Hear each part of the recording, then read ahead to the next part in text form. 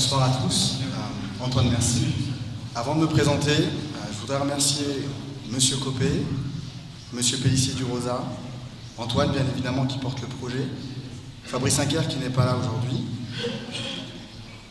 Pourquoi je les remercie? Parce que quand j'ai rejoint le groupe il y a 2 ans et demi, au niveau de la construction, donc au niveau de la division Vinci Construction et plus particulièrement Vinci Construction France, j'étais persuadé de rejoindre un groupe avec de vraies valeurs.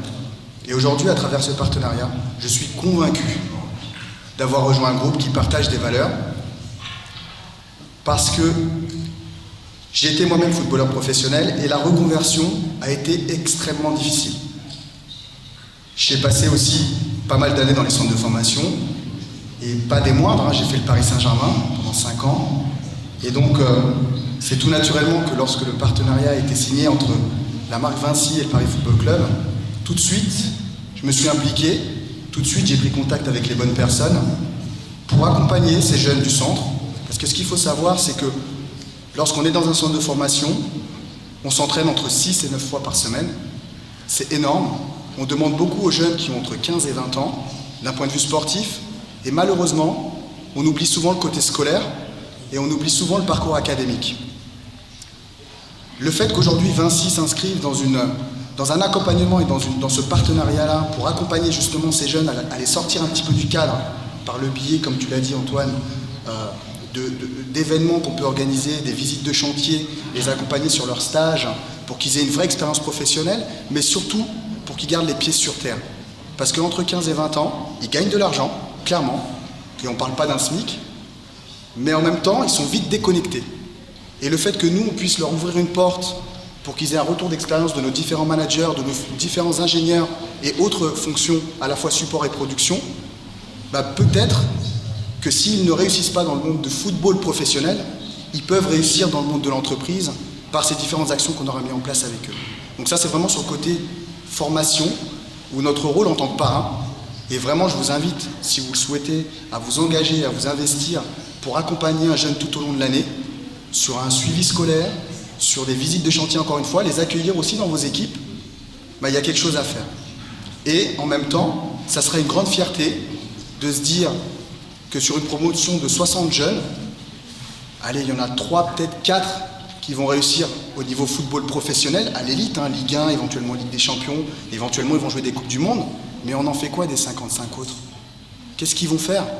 Et juste si 10, 15% ou 20% d'entre eux, grâce à nos différentes actions, on arrive à les accompagner dans leur reconversion, ça sera déjà une grande fierté.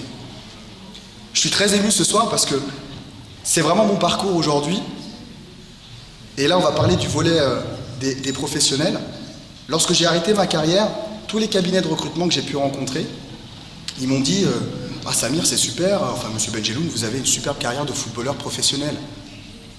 Donc vous devriez continuer dans le sport, aller travailler chez Decathlon, aller travailler chez Gosport. Oui, mais en même temps, moi j'ai fait des études. J'ai pas forcément envie de rester dans ce domaine-là. J'ai peut-être envie d'élargir un petit peu et de sortir de cette étiquette de footballeur et d'élargir un petit peu les horizons. Et j'ai eu la chance, par le biais du réseau, et c'est aussi notre rôle en tant que parrain, et d'accompagner les footballeurs professionnels, les anciens et les actuels dans leur reconversion, sur leur ouvrir un petit réseau, le nôtre, pour encore une fois, les conseiller, valider avec eux leur projet professionnel, pourquoi pas les orienter aussi comment mettre en place un CV. Je suis très bien placé aujourd'hui puisque je suis RH au niveau de Vinci Construction. Comment également se comporter en entretien, qu'est-ce qu'il faut dire, pas dire, etc.